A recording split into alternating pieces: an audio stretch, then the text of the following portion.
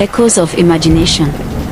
The sun was dipping behind the rolling hills of Udi, casting a golden glow over the lush greenery that surrounded the small Igbo village of Umoka. Smoke spiraled lazily from thatched roofs, and the sound of children's laughter echoed across the compound. Inside her grandmother's hut, Nena crouched over a wooden table, her fingers tracing the intricate carvings on a weather-talking drum. "Nene, tell me the story again," she pleaded, her voice a mix of wonder and impatience. Her grandmother, Mama Ezin, chuckled, her face creased with wisdom and the warmth of age. "Oh, Nena. You never tire of hearing this one." "No, Mama," Nena said, her wide, curious eyes fixed on the old woman. "It's my favorite." Mama Ezin adjusted her wrapper, leaned back on her raffia chair, and began. "Long ago, when the world was young and the spirits still walked among us, there was a boy named Okoro who had the gift of imagination.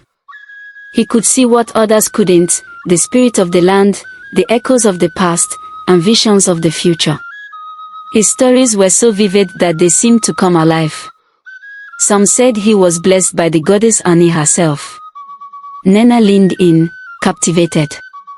"But Okoro's gift was both a blessing and a curse," Mama Ezin continued. "The elders feared his visions, thinking he was meddling with forces he couldn't control. They warned him to stop weaving tales that blurred the line between the seen and the unseen. But Okoro couldn't help himself. His imagination was like a river that refused to be dammed." "What happened to him, Mama?" Nena whispered.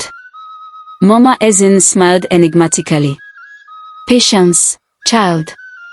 One night, during the festival of New Yam, Okoro told his most daring story yet.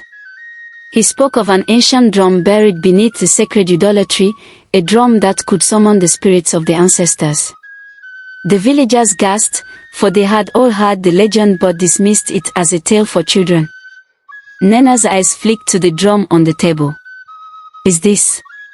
"Oh, you're too quick, my child," Mama Ezin said with a twinkle in her eye. "Let me finish." The village became a whirlwind of whispers. Some were excited by the idea of finding the drum, while others feared the consequences of disturbing the spirits. Okoro, however, was determined. Guided by his imagination, he ventured into the forest alone, with nothing but a lantern and a belief in his own vision. The forest of Umoka was no ordinary place. It was said to be alive, its trees whispering secrets to those who dared listen.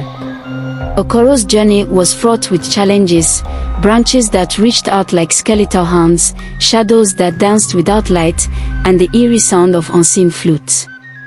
But he pressed on, his mind fixed on the drum. "Did he find it?" Nena asked, her voice trembling with anticipation. "He did," Mama Ezin said, her tone softening. "Beneath the great Udala tree, just as he had envisioned. The drum was beautiful, carved with patterns that seemed to shift under the moonlight. When he struck it, the sound wasn't just a sound. It was a ripple, an echo that carried the voices of ancestors through the air. The spirits appeared, shimmering like the morning mist, their faces a blend of joy and sorrow." "What did they say?" "They spoke of forgotten truths, of the bond between the living and the dead, and of the power of imagination to bridge the two worlds. But they also warned Okoro. 'This gift,' they said, 'is not yours to keep. Share it wisely, or it will consume you.'" "And did he listen?" Mama Ezin sighed. "At first, he did." Okoro returned to the village, his stories now tempered with wisdom. The elders accepted him, and the people revered him as a seer. But over time, the echoes of his imagination grew louder, demanding more of him.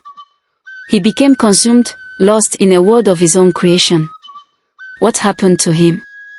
Some say he vanished into the forest, becoming one with the spirits. Others say he still wanders, his voice carried by the wind, inspiring those who dare to dream. Nena stared at the drum, her mind racing. "Mama, do you think I could?" Before she could finish, a sudden breeze swept through the hut, carrying with it a faint, melodic hum. The drum trembled as if alive. Mama Ezin placed a firm hand on Nena's shoulder. "Child, remember this, imagination is a gift, but it is also a responsibility. Use it to build bridges, not to tear them down." As the wind settled, Nena felt a strange warmth in her chest, a spark that seemed to pulse in time with the drum's silent rhythm. She looked at her grandmother, who smiled knowingly. "Perhaps," Mama Ezin said, "the echoes of Okoro's imagination live on in you." That night, as Nena lay under the stars, the stories of the ancestors danced in her dreams, and she vowed to honor the gift, carefully, wisely, and with an open heart. The end.